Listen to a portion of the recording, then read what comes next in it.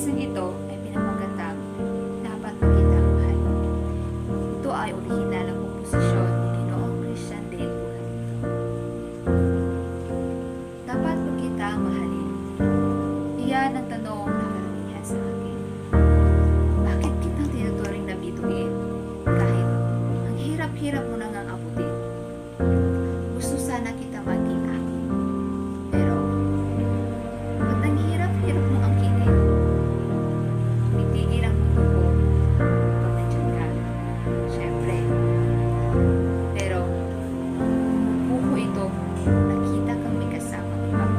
Na para bang bumagsak ang lahat ng asteroid sa aking harapan. Kaya lang, hindi ko mapigilan na ako'y magpatanay na lang.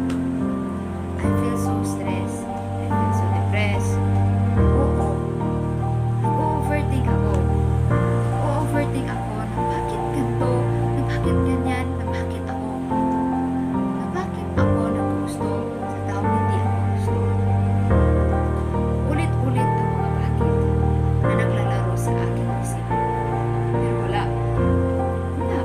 Wala ang ibang may sagot ko. Nagmahal ko naman ako.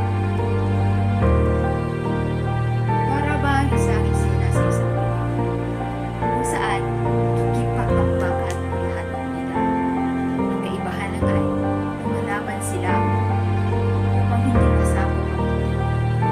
Habang ako'y katatag, habang ang mundo ko'y sinasabog ng kanya.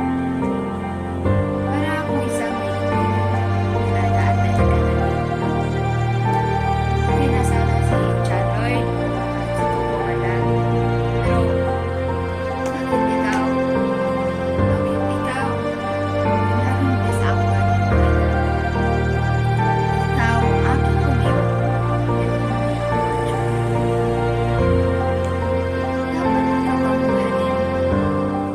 Kung alam kong sa'yo'y may nangmamayari na, damdamin ko ba'y ipagpatuloy o ba ito'y itigil na? Hiling ko lang, na sana isang araw ako'y matauhan